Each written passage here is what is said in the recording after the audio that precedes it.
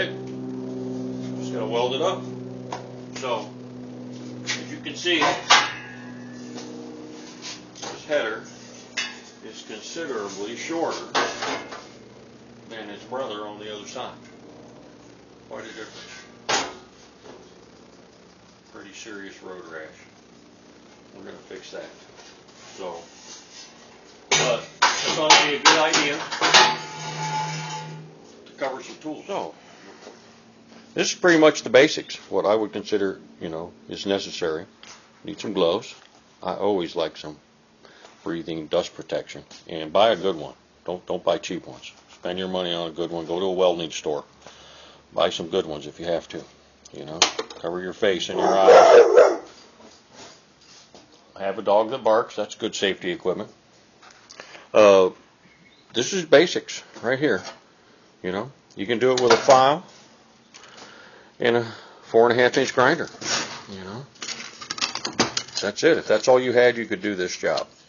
You need some multi-purpose. You need a sander, discs, which what I do with them is, don't waste your time on a backing pad. Stick them back to back like this and put them in.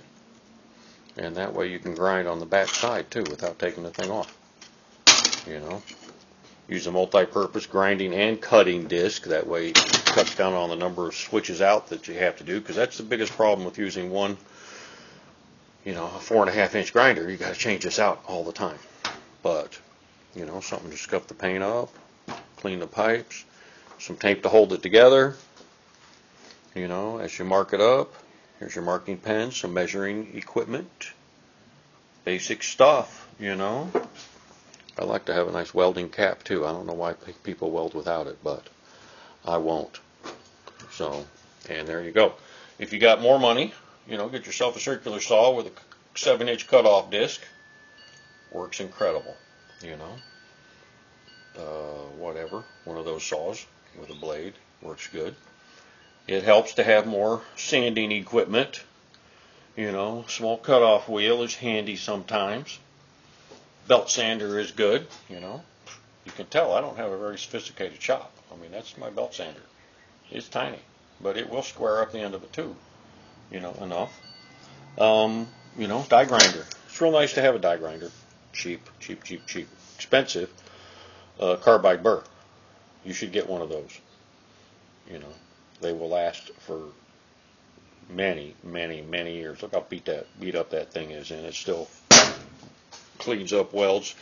It'll clean up a weld much faster than using your sander or grinder, and much better. And then come back with the sander and just smooth that up. It takes it right down. You don't want to take off too much, but that's about it.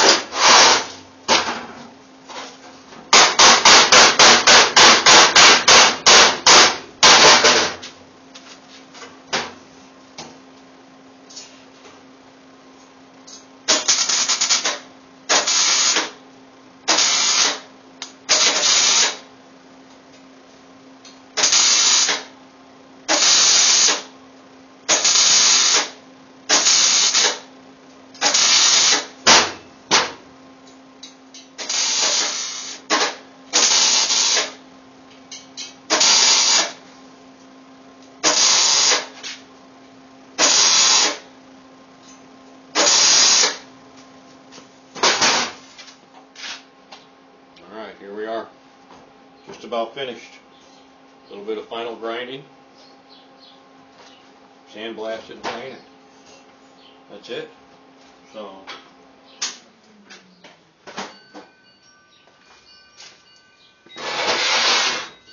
got. I think it came out pretty good. Way better than that beat up piece that was in there, and they won't ever drag anymore because they are up inside the frame, so never a problem. Again, this is kind of what we started with. Way bigger. So, nasty road rash.